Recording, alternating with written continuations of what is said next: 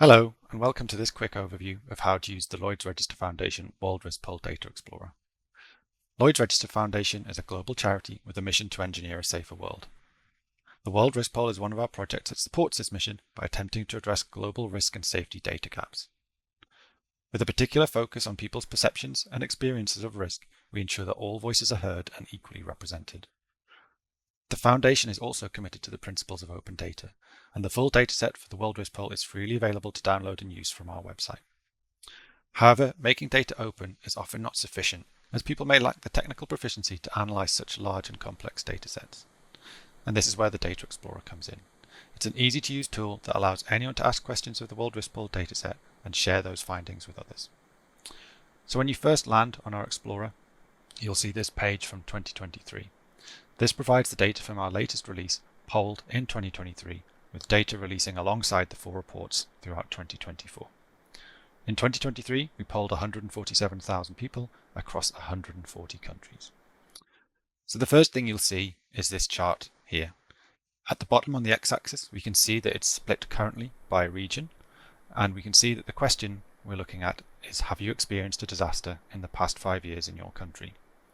When we hover over a particular region, in this case Australia and New Zealand, we can see the actual figures for the bar chart. So we can see that 41% of people said yes, they had experienced a disaster, compared to 59% of people who said they hadn't. But we don't just have to look at region, we can split this by many other factors. For example, if we look at country, you can see the big differences in those who experienced a disaster between Afghanistan and Argentina. We also have other demographic variables, such as sex, age group, education, and employment status, but we can also correlate the data against other World Risk Poll questions. So for example, if we ask people if they felt they could protect themselves against a future disaster. So with this, you can start to get quite interesting stories and data out. However, you can drill down even further using these set of filters up here. Say for example, we only want to look at people aged between 15 and 24 who live in a city. And then say we want to filter it again. We only want to look at people in Central Asia. So you can very quickly start filtering the data and get interesting stories out of it. When you've found the data that you want, it's very easy to share. You can take a screenshot of the chart, or you can simply right-click on here and click Export. This can send the data into a CSV or a Google Sheets file for you. If you are signed into a Google account, you can also share this particular view of the data that you've created. In the top right up here, simply click on this arrow next to the share button, and then click Get Report Link. This custom URL will send anyone you share the link with to the specific view with all of the filters you've chosen applied. If we look at this second page, we see a different view of the data from 2023. On the left here, we have a map view currently showing the resilience index, and we can zoom in on a particular region. If we hover over the country, we can see, for example, that the United Kingdom has a resilience index of 61. The values shown on here also appear in this table over to the right. Whatever is shown on the map appears in this column here called Map Field. And we can change what we see on the map using this drop-down up here. For example, let's look at the percentage of people who experienced a disaster. In the United Kingdom, we see a very low value of 8, 13 in France, but we can see Iceland up here with 74%. We can apply filters as we have on the other table, so let's look at Europe and specifically here.